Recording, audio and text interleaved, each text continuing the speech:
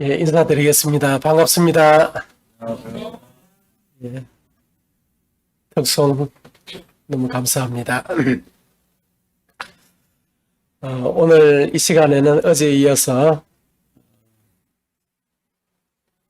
하나님이 우리를 사랑하시는데 또 어떻게 사랑하시는지, 또 우리가 하나님 앞에 현재 어떤 모습으로 이렇게 살고 있는지, 이러한 부분들을 또 자세히 한번 살펴보겠습니다.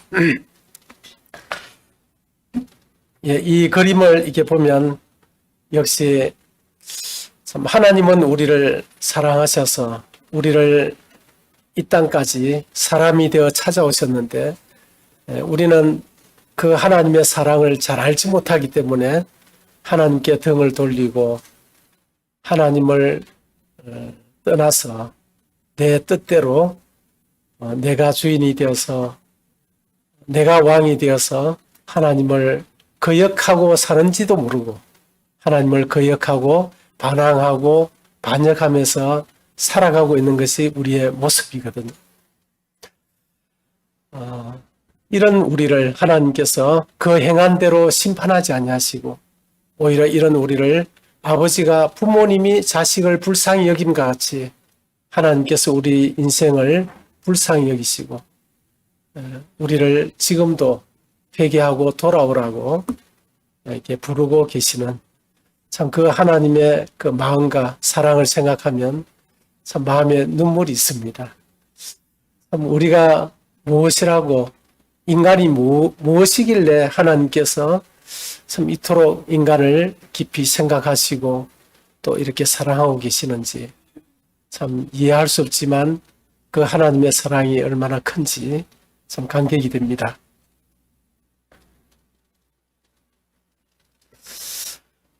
성경에는 세 장소가 이렇게 나오고 있는데요. 이 세상을 이 성경은 사탄이 왕으로서 통치하는 나라다 이렇게 말하고 있습니다. 그래서 사탄의 나라, 지금 여러분과 제가 살고 있는 이 세상은 인간 대통령과 이런 위정자들이 있지만 그분들이 나라를 다스리는 것 같지만 그 사람들의 배후에서 인간을 통치하는 그 세력이 있는데 그것이 사탄이다 이렇게 말하고 있습니다. 그리고 이 하늘에서 하나님께서 왕으로서 다스리는 이 하나님 나라가 있는 것입니다. 그리고 이 불타는 지옥, 사람이 죽어서 가는 저 세상의 감옥이 지옥입니다. 이 지옥이 우리가 이 세상이 존재하듯 이 지옥도 이렇게 존재하고 있다 하는 것을 이 성경은 이렇게 증거하고 있는데요. 하나님께서는 이 사탄의 이 권세 아래에 있는 이런 우리를 이곳에서 구출해서 이 하나님의 이 통치 세계로, 하나님이 다스리는 사랑의 나라로 옮기는 것이 이 구원이라고 말합니다.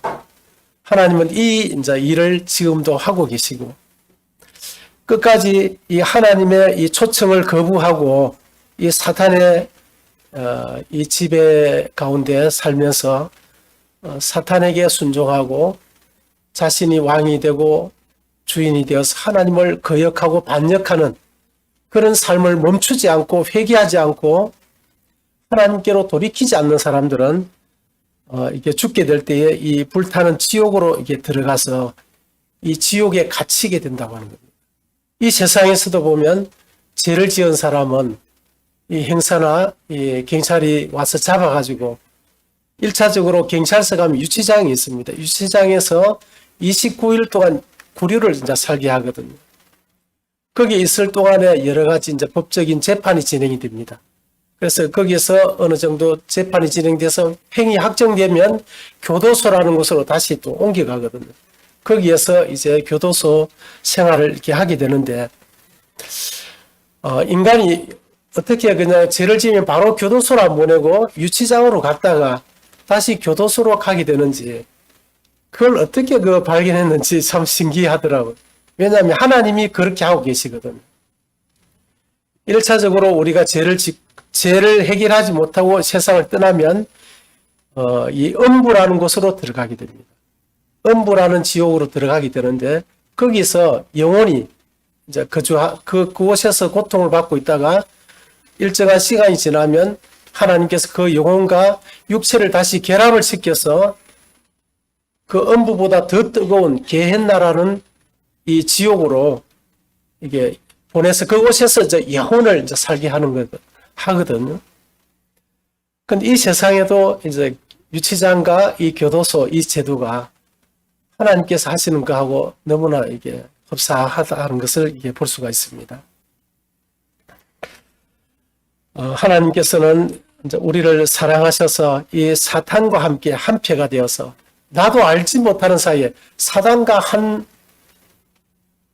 몸이 되어서 사탄의 어떤 지시와 통치를 받으면서 하나님을 이게 거역하고 대적하는 그런 삶을 현재 내가 살고 있다면 얼마나 두려운 일입니까? 그런 것을 이 사단은 우리의 눈을 가려서 잘 알지 못하게 하고 이 성경을 읽게 되면 우리가 그런 데 대한 눈을 뜨기 때문에 성경을 읽지 못하게 하고 또 교회를 여러 가지 이유로 교회를 거리를 두게 만들고 이렇게 지금도 역사하고 있는 것을 봅니다.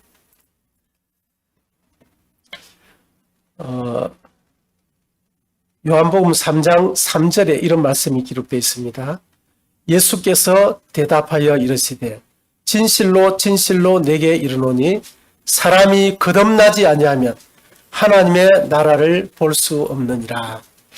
여기에 좀 주목하고 싶은 단어가 두 단어가 있는데 거듭나지 아니하면 그리고 하나님의 나라 이런 단어가 나오는데요.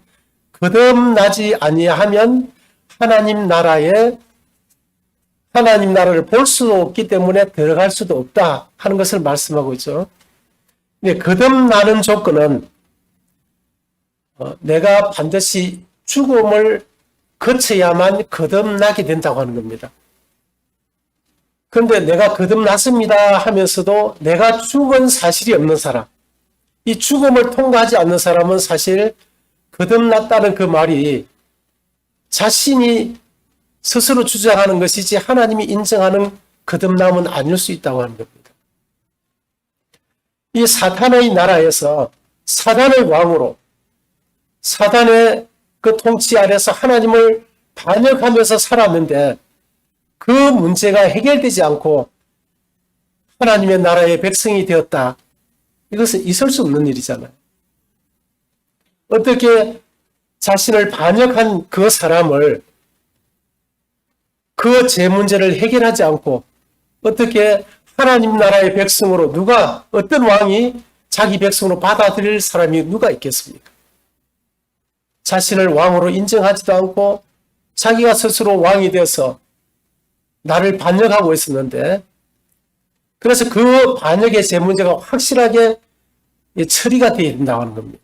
그 죄에 대한 이 죽음이 분명히 선포가 된 이후에 이제 그 마음에 하나님을 왕으로 주인으로 받아들인 사람에게 하나님의 나라의 백성이 되는 자격이 주어지는 거죠. 그렇죠?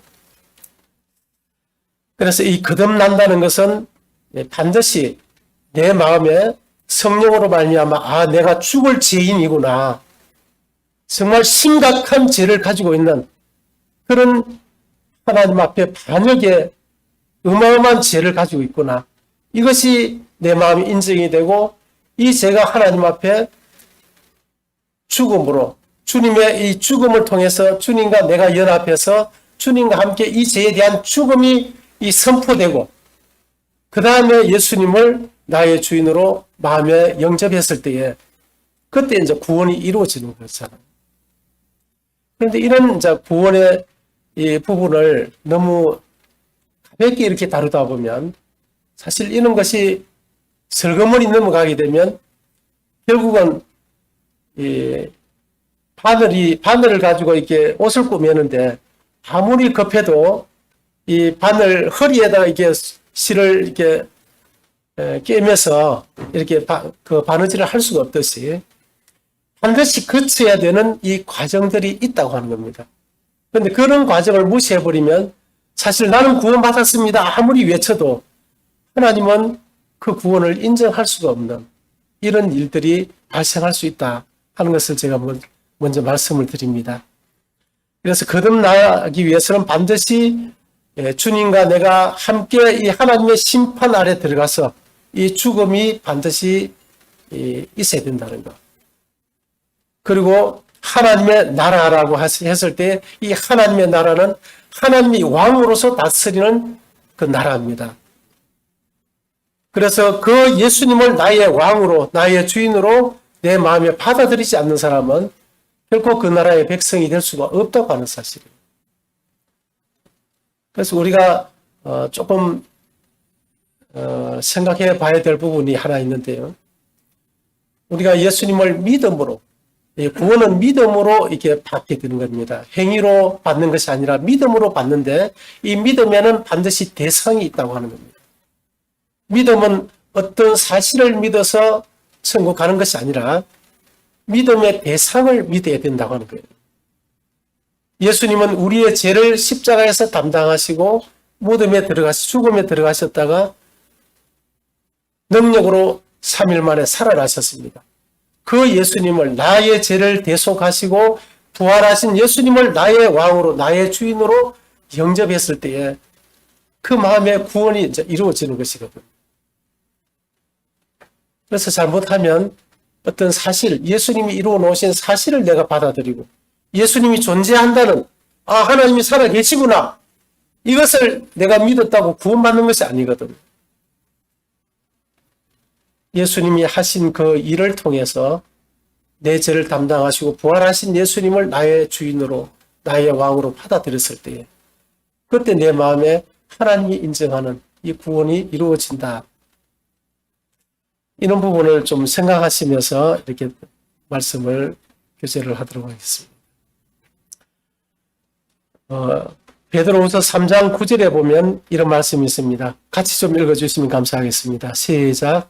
오직 너희를 대하여 오래 참으사 아무도 멸망하지 않고 다 회개하기에 이르기를 원하시느니라.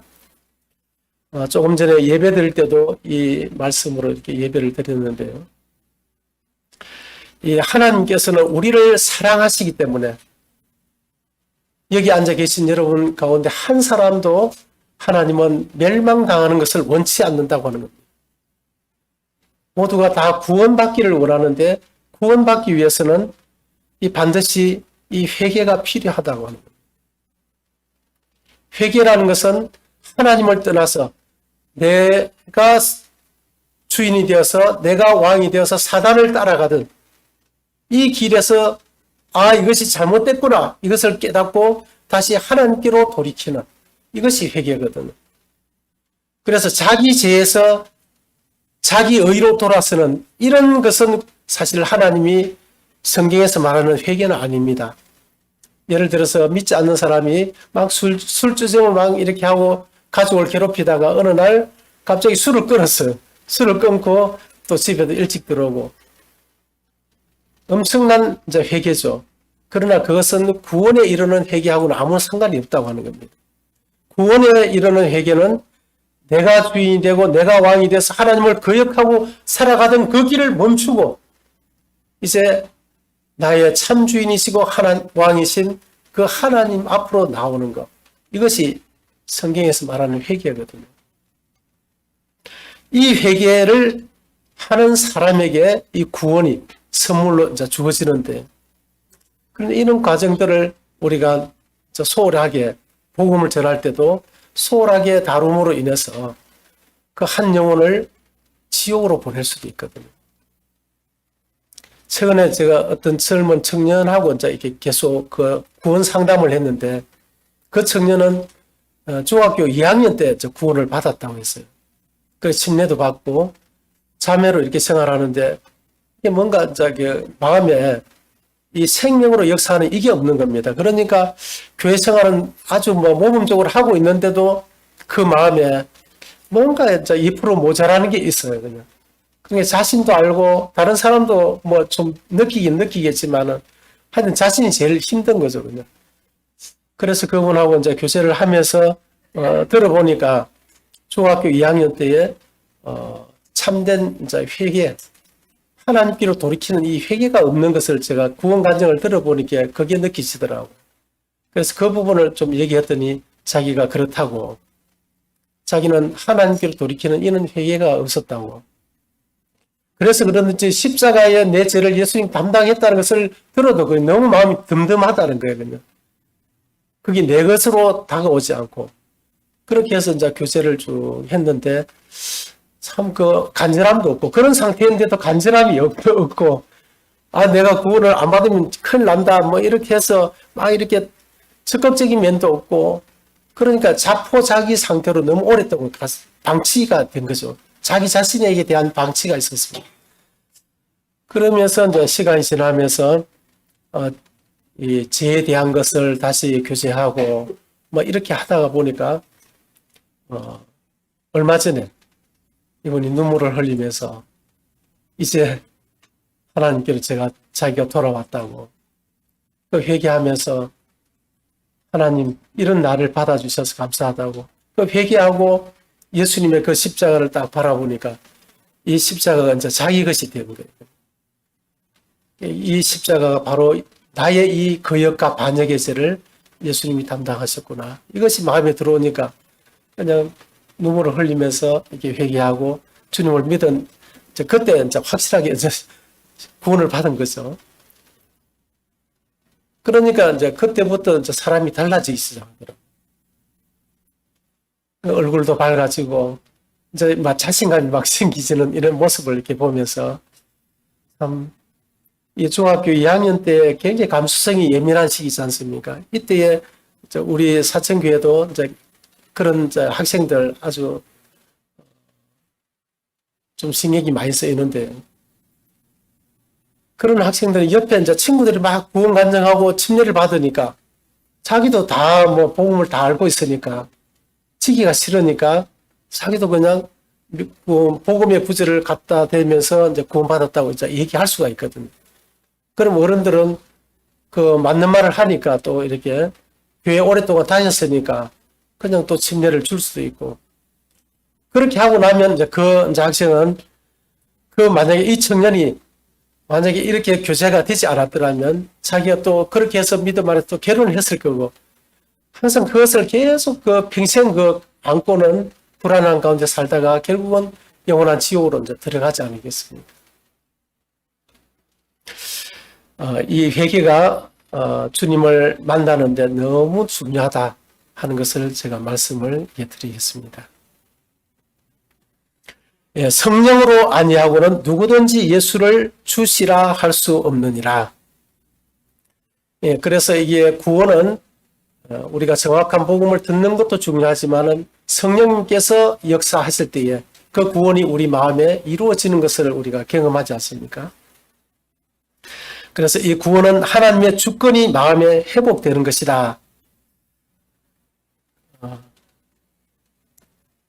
결국은 우리 마음에 예수님을 나의 주로, 나의 왕으로 받아들이는, 그래서 내 마음에 예수님이 들어오셔서 내 삶의 진정한 주인이 되시고 왕이 되셔서 내 삶을 실제 이제 통치하시는, 내 마음에 하나님의 나라가 이루어지는 것이 진정한 구원의 그 모습이라고 보거든요.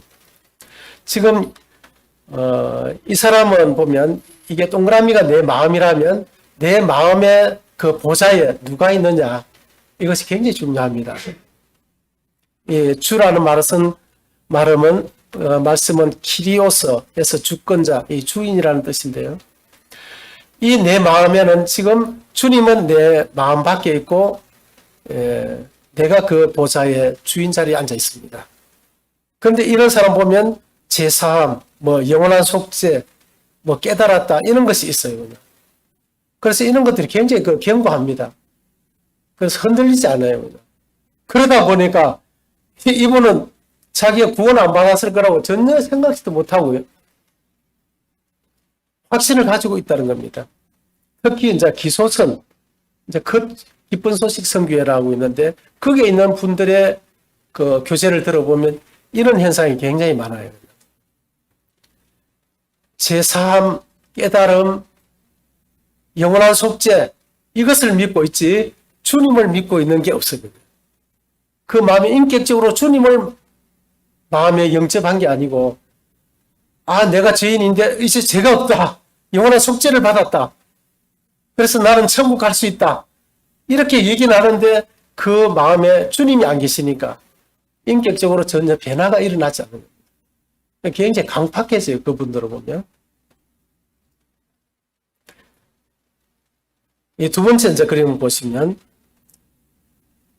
이 마음의 보좌에 주님이 계시고 그 아래에 배가 이제 그 위치를 차지하고 있습니다. 그래서 주종 관계가 분명하게 설정이 되어 있는 거죠. 이것이 구원받은 사람 특징. 처음에 하나님이 우리 인간을 만드셨을 때의 이 모습이 원래의 모습이거든. 그래서 이 원래의 모습대로 돌아가는 게 사실 구원이지 않습니까? 회복이 일어나는 거예요. 그래서 내 마음에 주님이 나의 주인이시고 왕이시고 나는 그분의 백성이고 종으로 이 자리가 딱 지켜졌을 때 그 속에 진정한 평안과 안식과 기쁨이 있는 것입니다. 그래서 주님을 나의 주인으로 모시는 자유. 그러니까 내가 주님의 종이 되는 것이 억지로 되는 게 아니라 내가 주님의 종이 되는 것이 어마어마하게 나에게 주어진 자유라고 하는 겁니다. 그래서 사도 바울이라든지 베드로라든지 이런 사도들이 다 주 예수 그리스도의 종이라고 이렇게 고백을 하고 있거든. 서신서를 보면. 내가 주님의 종이 되는 자유. 얼마나 놀랍습니까? 그것이 축복이기 때문에.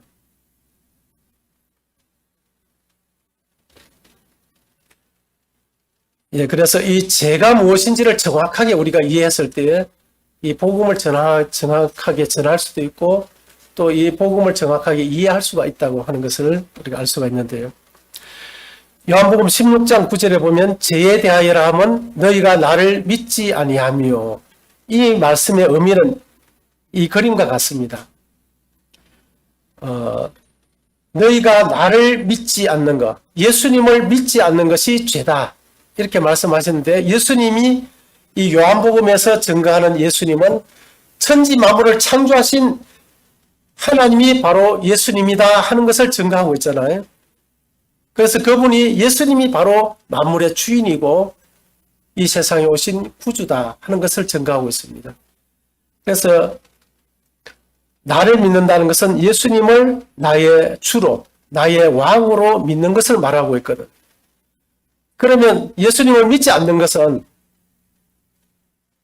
예수님을 나의 주인으로, 나의 왕으로 받아들이지 않고 하나님을 받아들이지 않고 내 스스로가 그 자리에 앉아서 이런 모습과 같습니다. 이게 하나님을 버리고 내가 그 하나님의 자리에 앉아있는 이 모습이 바로 죄인이라고 하는 겁니다.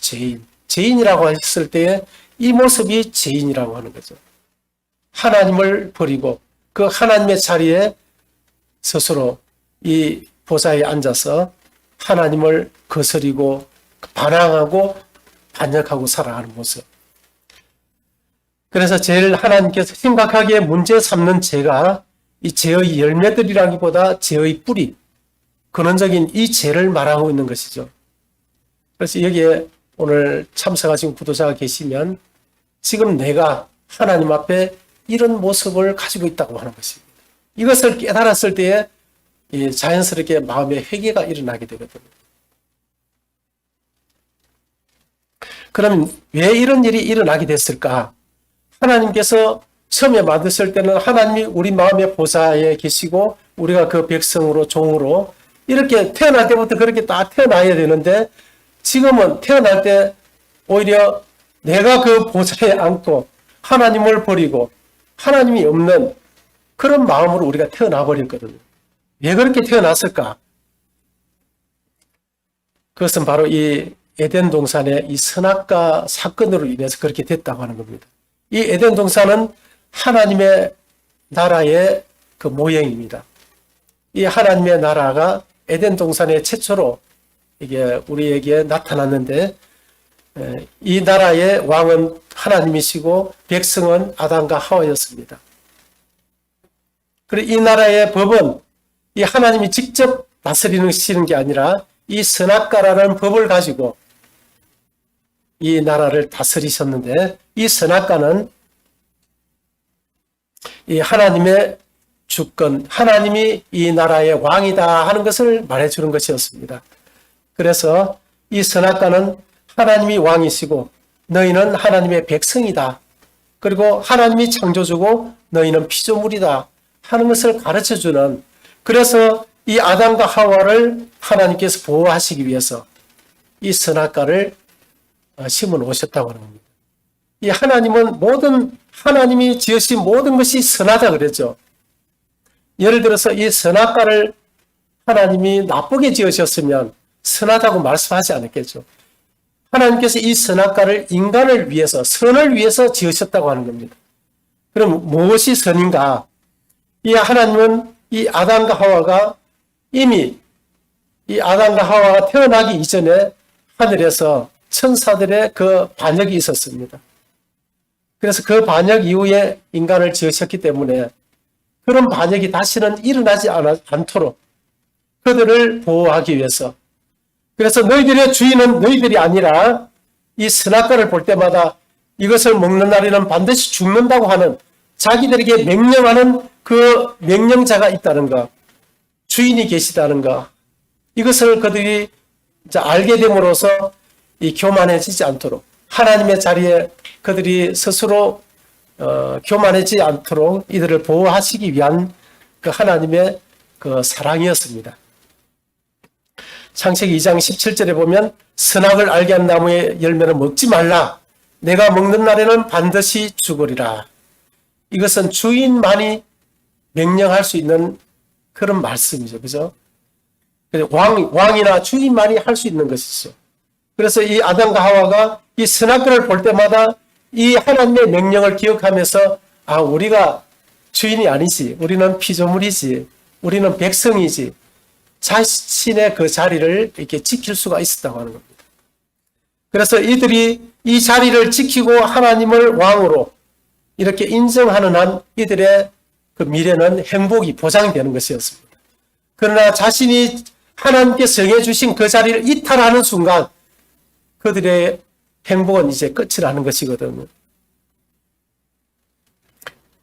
그런데 이 자리에 이제 이 사단이 등장을 하게 됩니다. 너희가 그것을 먹는 날에는 너희 눈이 밝아서 하나님과 같이 되어 선악을 알 줄 하나님이 아십니다. 이 하나님과 같이 되어 선악을 알 줄 하나님이 아십니다. 그래서 못 먹게 한 것이다 라고 이 뱀 속에 들어간 사단이 이 아담을, 하와를 속이게 된 거죠. 그래서 이들이 이 사단에게 속혔는데, 사실은 하나님은, 이 사단은 보면 사람들을 이렇게 유혹할 때 보면 이미 그 마음에 유다도 이 돈에 대한 굉장한 욕심이 있었어요. 그 욕심을 사단은 이용을 하는 겁니다. 네가 예수님을 팔면 이 돈이 된다 하는 것을, 이 돈에 항상 애착을 가지고 있으니까 그것을 제의하니까 이 유다가 그대로 그걸 받아들이고 사단에게 넘어가 버리잖아요. 이 아담과 하와도 네가 하나님과 같이 되어서 네 마음대로 더 자유롭게 이 자유를 누리며 살 수 있는데 네가 왜 그렇게 살아? 너에게 뭔가 한 가지 좀 부족한 게 있어. 이렇게 하면서 덤벼드니까 이 하와는, 그래? 하나님과 같이 되면 내가 지금보다 더 행복할 수 있잖아. 그럼 내가 그걸 왜 몰랐지? 하면서 이 선악과를 먹게 됐다고 하는 겁니다. 그래서 선악과를 먹은 이유는 그가 하나님과 같이 되기를 원한 그 하나님의 그 사랑에 대한 반역, 그 배반과 하나님께 대한 반역이 바로 그 마음에 있었기 때문에 하나님은 이 선악과를 따먹은 것을 그렇게 심각하게 이제 처리하게 되신 것이죠. 이 선악과를 먹은 이후에 아담과 하와의 마음이 이렇게 변해버렸습니다. 이 선악과를 먹기 전에는 이런 마음을 가지고 너무 행복하게 살았는데 이렇게 변해버리니까 이제 하나님이 없는 그 마음은 자신이 모든 것을 결정하고 자신이 모든 것을 짊어지고 살아가야 되는 이런 수고하고 무거운 짐이 그의 어깨 위에 놓이게 된 것입니다. 그래서 우리가 이 땅을 살아가면서 수고하고 무거운 짐을 지고 살아가는 이유가 바로 그 중심에 내가 주인으로 살고 있기 때문에 하나님이 그 주인으로 우리의 짐을 우리의 모든 삶을 책임져 주시던 하나님을 버리고 내가 그 자리에 앉아 있기 때문에 능력이 있는 하나님 같으면 문제가 없는데 우리는 능력이 없지 않습니까? 그러니까 이제 문제가 오게 됐다고 하는 겁니다. 그래서 이것이 그렇게 하나님 보실 때 가장 심각한 문제다. 이 죄로 인해서 사망이 왔다고 이렇게 말하고 있습니다. 로마서 6장 23절에 보면 죄의 싹은 사망이요. 이 죽음이 오게 되는데 이 죽음이라는 것은 사실 이 분리를 말하고 있습니다. 영적인 죽음이 먼저 왔습니다. 하나님으로부터 우리가 분리되는. 그래서 하나님으로부터 모든 좋은 것들이 공급을 받아야 되는데 그것이 생수가 끊어지듯이 이게 끊어져 버린 것입니다. 그래서 인간은 스스로 자기 스스로 살아가야 되기 때문에 너무 힘든 그런 삶을 이제 살아가게 된 것이고 그 다음에 이 육체의 죽음 먼저는 첫째는 영적인 죽음이 오게 되고 두 번째는 육체의 죽음이 오게 되는 겁니다. 영혼과 육체가 이제 분리되는 이런 육체의 죽음이 찾아오게 되고 그리고 영원한 죽음은 지옥과 천국으로 영원히 분리되는 이런 죽음이 우리 인생에게 찾아오게 된 것입니다. 그래서 시간이 지나면 이 나무가지, 그 꺾인 나무가지가 이렇게 말라 죽는 것처럼 우리는 인생을 살아간다고 생각하지만은 사실은 죽음을 향해서 한 걸음 한 걸음 이렇게 다가가고 있는 것이죠.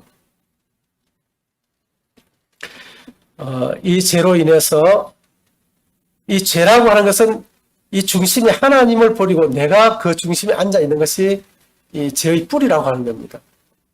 그래서 이 죄로 인해서 인생에게 행복이 끼어져 버린 겁니다. 그래서 하나님이 없는 사람이 나는 행복합니다 라고 누군가가 이야기한다면 그것은 사실 거짓말이죠.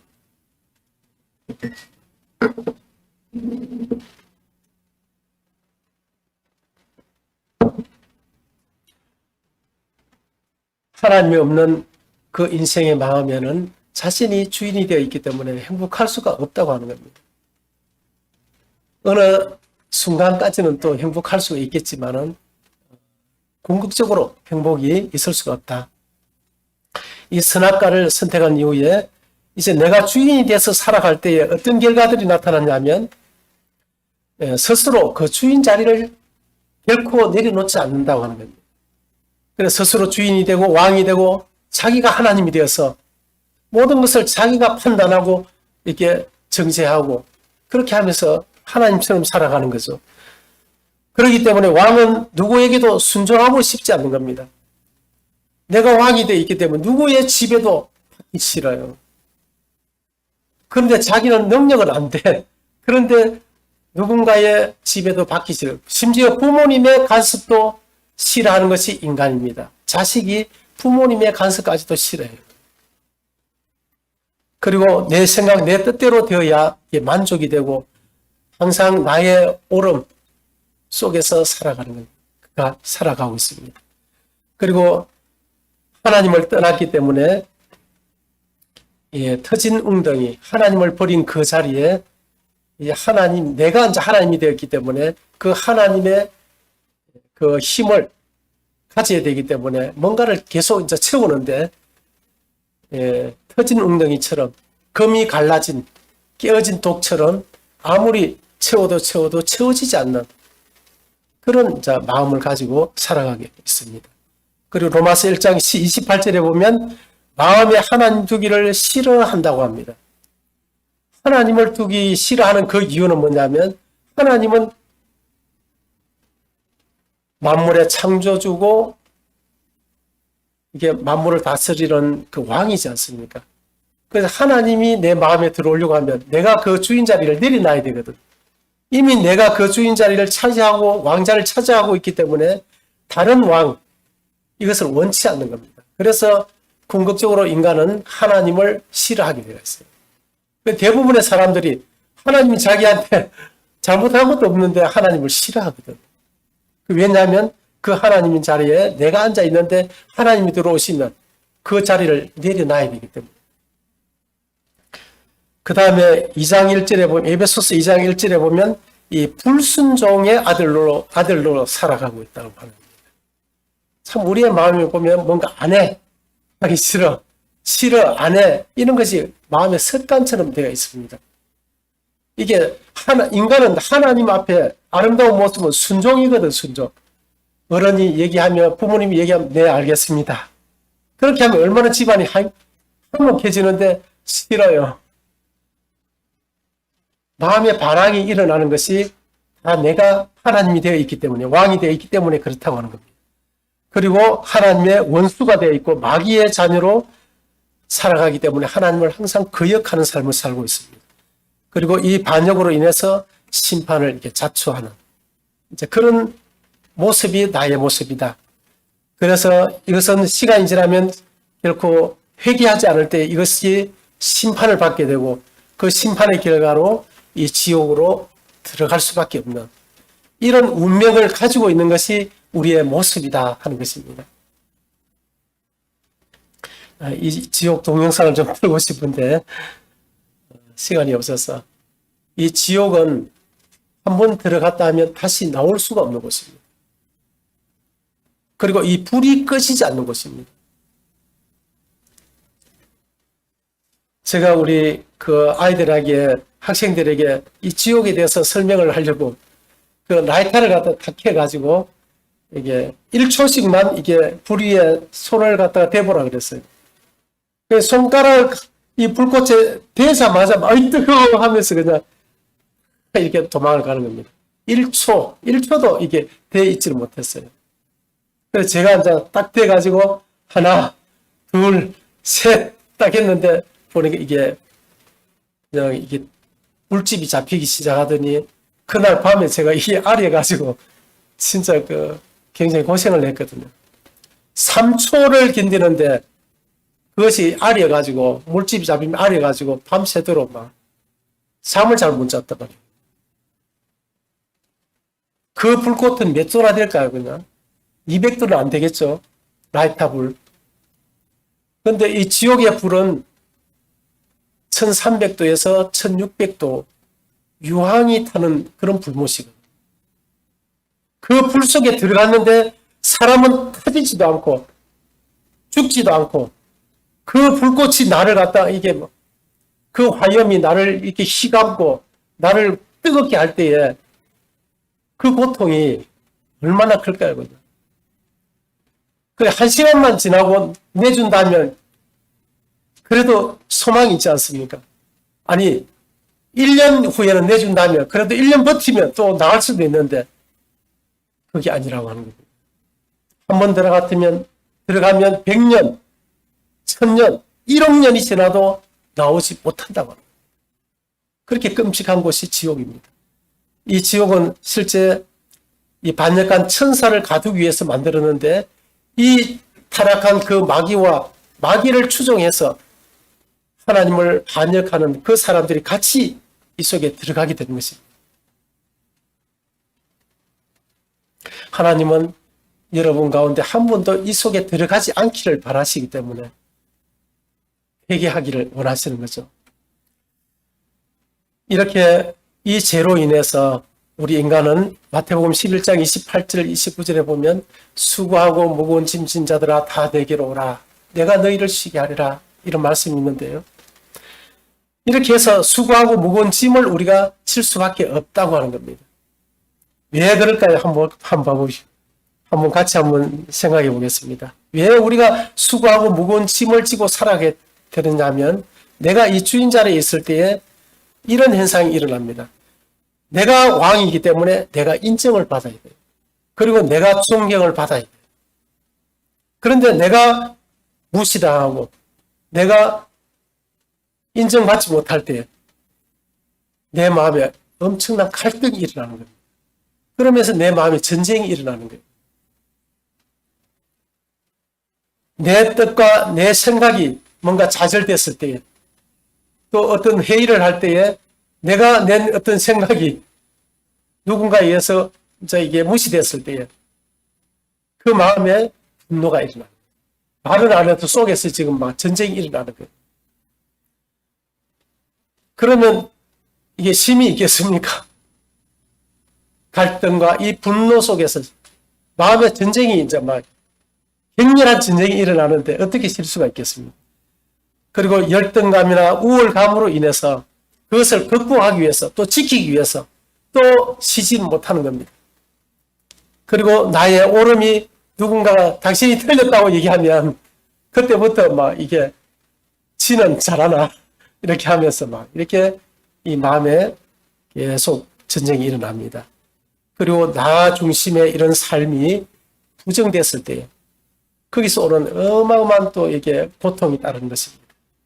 그래서 자신의 이 가치와 힘과 영향력을 크게 해야만 실제로 내가 인정받고 이렇게 살아갈 수 있기 때문에 이제 내가 왕이기 때문에 나의 존재감을 키우기 위해서 이제 이런 것을 크게 해야 되는데 그것을 가장 빨리 이런 힘을 키우는 그 비결이 뭐냐면 이 돈을 버는 겁니다.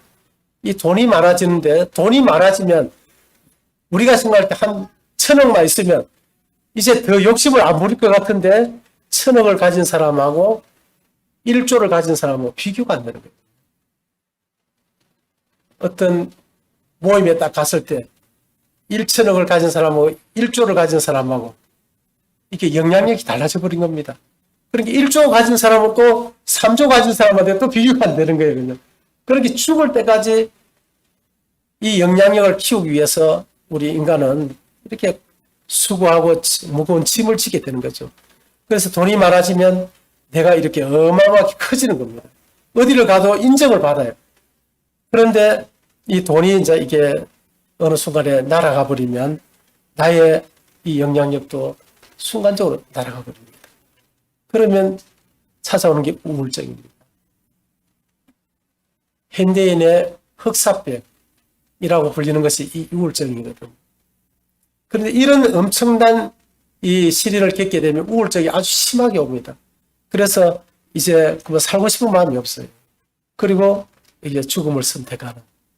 그러니까 인생이 보면 하나님을 떠난 인생에 결국은 이 육신의 정욕과 안목의 정욕과 이 생의 자랑을 위해서 수고 없이 평생 그렇게 이제 살다가 결국은 이렇게 비참하게 결말을 맺는 것이 인간이거든요. 그런 걸 보면 이 하나님 없이 살아가는 인생이 얼마나 비참하고 불쌍한지 이렇게 알 수가 있습니다. 저는 시간이 없을 때 넘어가겠습니다. 이 한 나라의 이 왕은 한 사람밖에 없습니다. 두 사람이 왕이 되면 안 되죠.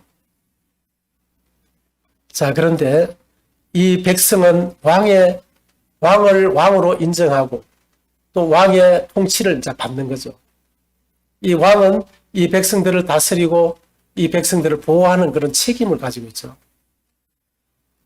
그런데 여기 이 한 사람이 상당히 이제 선한 일을 한다는 그런 소문을 듣고 이 왕이 이 사람이 어떤 사람인지 조사를 시켜봤어요. 그렇게 시켜보니까 어려움을 당한 이웃을 잘 도와주는 거예요. 그리고 아픈 사람을 병원으로 데려가서 치료를 시켜주고, 가난한 사람들에게 양식을 나눠주고, 내 백성 가운데 이렇게 선한 사람이 있다니 얼마나 참 좋겠어요. 그냥. 왕이 기분 좋은 거죠.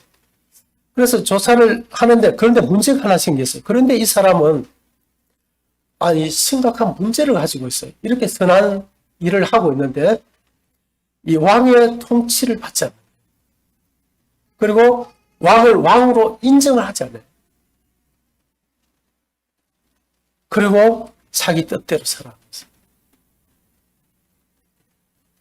이 사람을, 이 왕이 상을 내릴 수 있겠습니까? 이 사람을 자신의 나라의 백성으로 받아줄 수 있겠습니까? 아무리 그가 선한 일을 하고 좋은 일을 한다 할지라도 자신이 다스리는 그 나라의 백성으로는 이 부적합한 것입니다. 여기 앉아 계신 여러분과 제가 이런 사람이 아닙니까? 선한 일도 하고 남을 도와주기도 하고 그렇게 하지만 하나님을 하나님으로 인정하지 않고 하나님의 통치를 받지 않고 내 뜻대로 그렇게 살아오지 않았습니까? 하나님의 나라는 이런 사람을 원치 않는 것입니다. 그래서 이 회개하지 않는 사람은 이 하나님 나라에 들어갈 수가 없는 것입니다. 이것이 바로 반역이기 때문에 그렇습니다.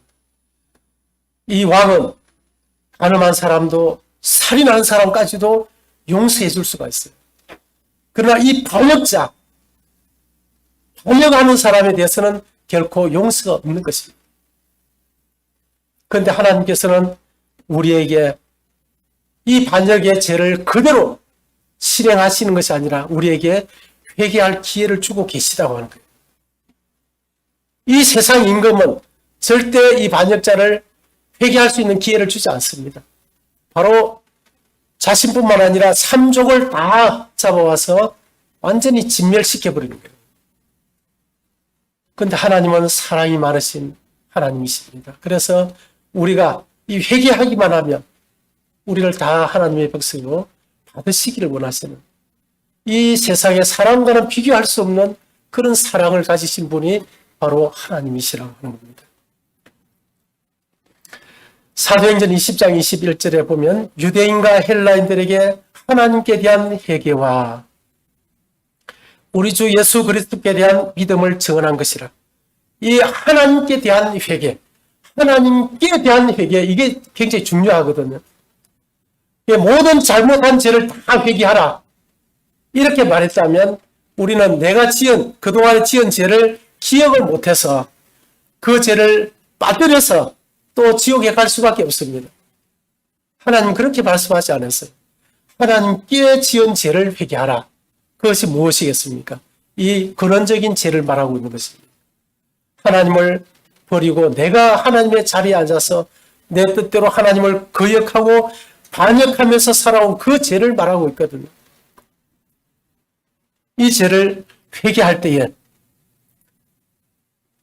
우리 주 예수 그리스도께 대한 이 믿음이 내 마음에 성령으로 말미암아 이루어지게 된다고 합니다.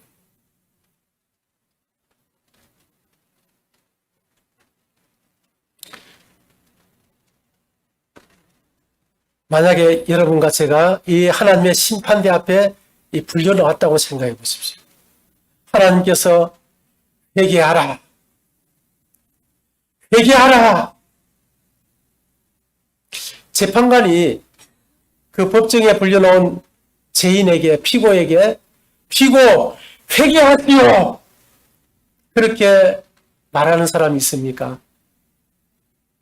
만약에 그렇게 말했다면 회개하면 어떻게 할 건데요? 이 재판관이 용서해 줄 수 있습니까?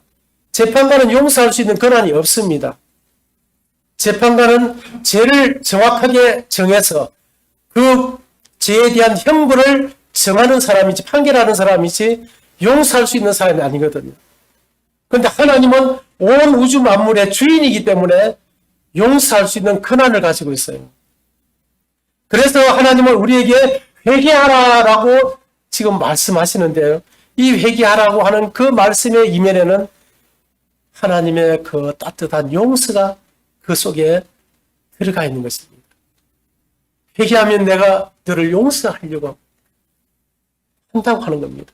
우리가 아이들을 옛날에 그 징계를 할 때 막 때리면서 부모님들 보면 때리면서 이놈 빨리 잘못했다고 해.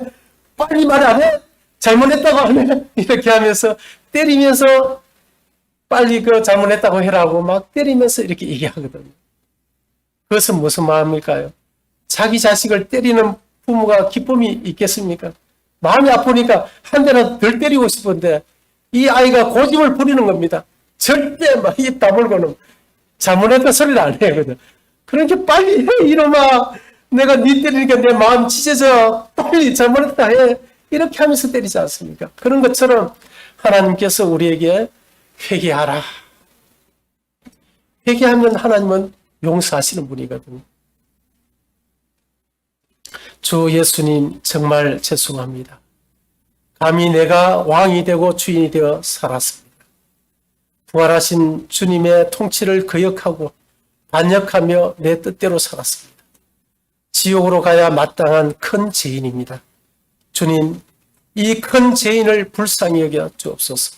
주 예수님의 이름으로 기도드립니다. 주님은 이 한마디를 듣고 싶은 거예요.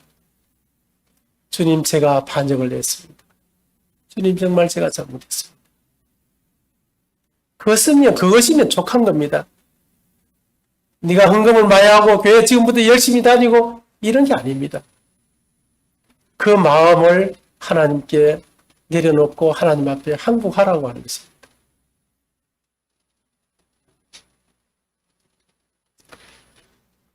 이렇게 항복한 사람에게 하나님은 이제 용서가 임하시는데요.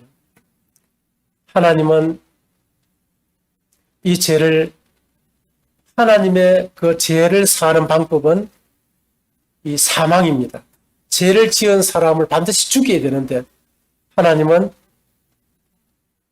그 죄의 법에 우리를 갖다 놓으면 우리는 지금 당장 죽어야 되는데, 그런데 하나님은 이 대속이라는 이런 방법을 통해서 나를 대신해서 대신 죽어줄 그 제물을 통해서 나를 용서하시는 이런 길을 하나님이 선택을 하셨다고 하는 겁니다. 이 대속물을 통해서 이 죄가 용서받는 길을, 내가 구원받는 길을 하나님은 우리에게 제시하셨습니다. 그것이 바로 구약시대 때는 어린 양이었는데 그 어린 양이 바로 장차 이 세상에 우리의 죄를 대속하실 그 예수님을 상징하고 있었습니다. 그런데 그 상징대로 예수님이 진짜 이 세상에 사람이 되어 오셔서 여러분과 제가 지은 그 죄를 십자가에서 이렇게 죽음으로 그 죄값을 지불하시겠습니다. 예수님은 이 제패의 유대인의 왕, 이 반역, 하나님 내가 반역을 했습니다 라고 그 제패에 붙이고 예수님이 이 죽임을 당하셨거든요. 예수님이 하나님께 반역을 한 적이 있습니다. 예수님은 죽기까지 복종하십니다.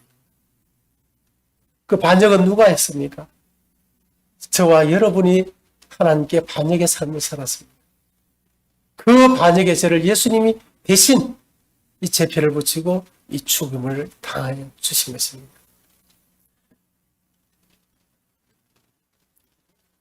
같이 한번 읽어주시면 감사하겠습니다. 그가 찔림은 우리의 허물 때문이요 그가 상함은 우리의 죄악 때문이라. 예, 그가 찔림은 누구의 허물 때문이라고 했습니까? 우리의 허물 때문.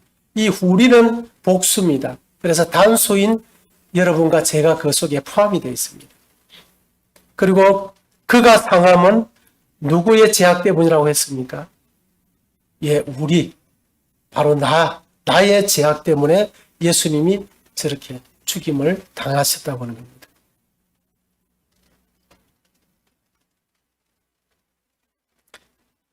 에베소서 1장 7절에는 그의 피로 말미암아 속량 곧 죄사함을 받았다.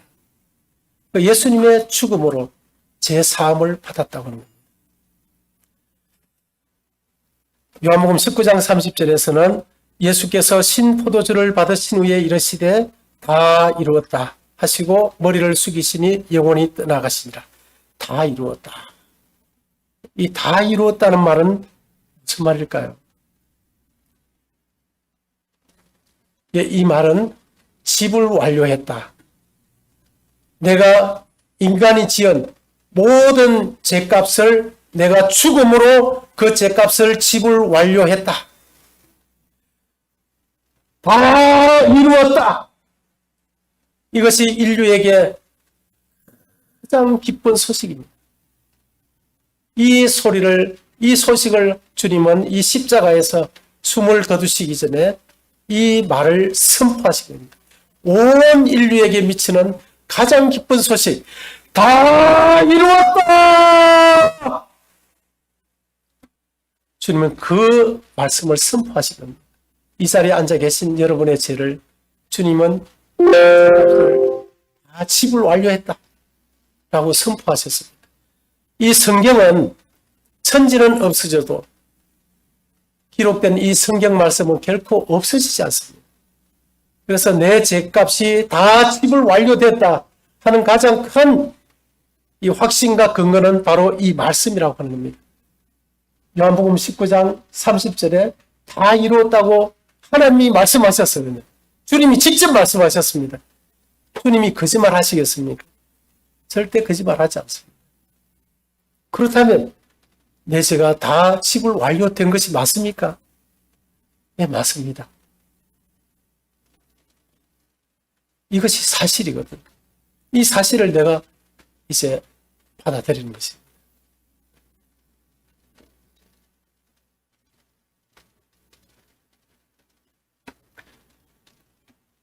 주님은 우리의 죄를 담당하시고 다 집을 완료하시고 무덤에 들어가셨다가 3일 만에 살아나셨습니다.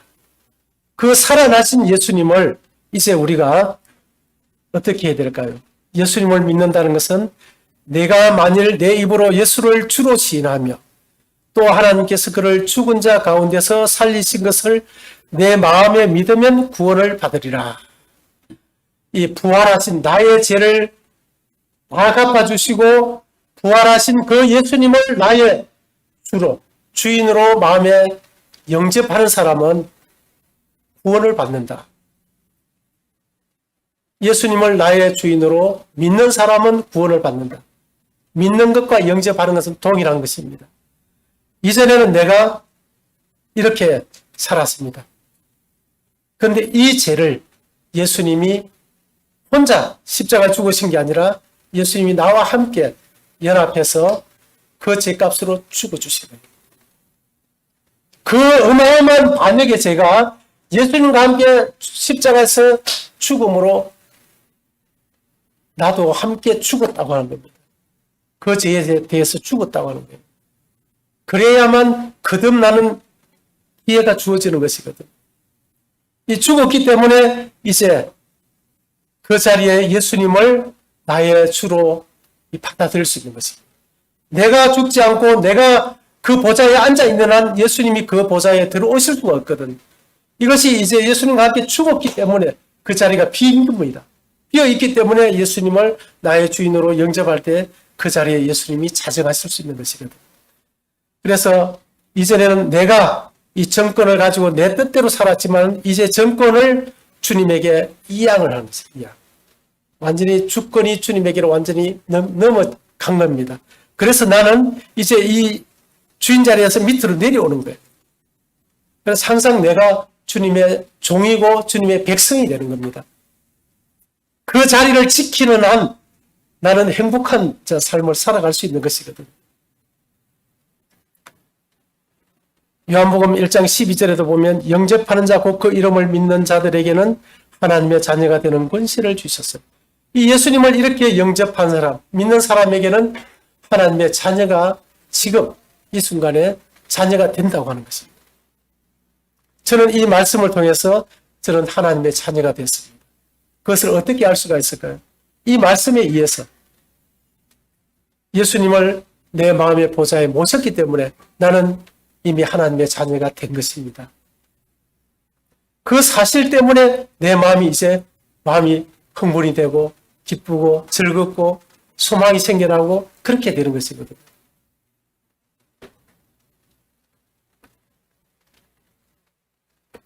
나는 죽고 예수님과 동행하는 신앙이겠죠.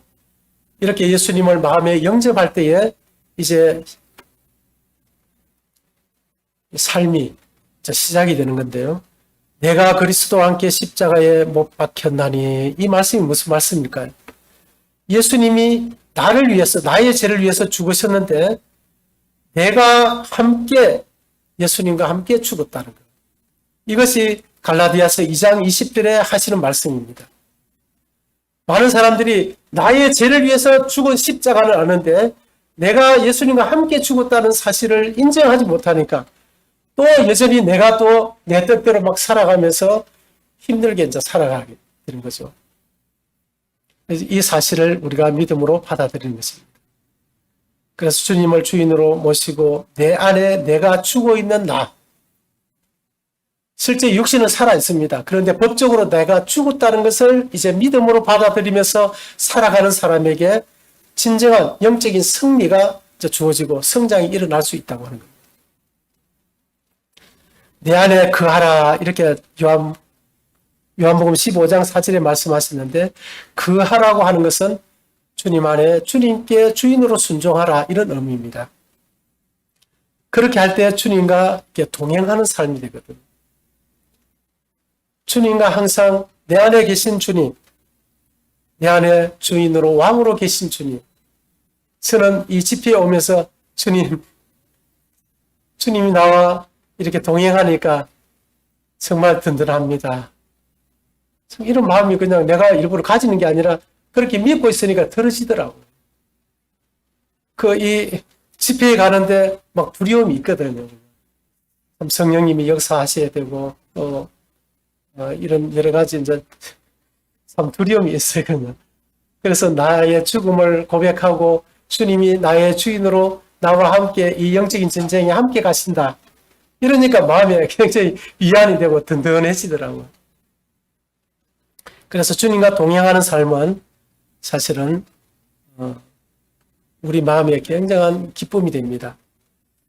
이러한 사실을 우리가 알고 나면 이 사실을 또 다른 이웃에게, 친구들에게 전해주는 이 통로가 되어야 되는 거죠. 자, 여기까지 이렇게 복음을 이렇게 마치고 이 자리에 혹시 아직 주님을 잘 영접하지 못하신 분이 계시면 주님을 진지하게 주님 앞에 회개하고 주님을 나의 주인으로 왕으로 영접하는데 무슨 격식이 없습니다. 혼자 그냥 조용히 기도해도 되고 또 언제 어디서든지 관계 없습니다. 주님과 조용한 시간을 주님 앞에 나아가서 주님을 나의 주인으로 이제 영접하고 주님께 순종하며 살겠습니다. 이렇게 고백하면 주님은 우리를 받아주시거든요. 자, 이제 성도님들을 위해서 시간이 별로 없으니까 좀 짧게 말씀드리고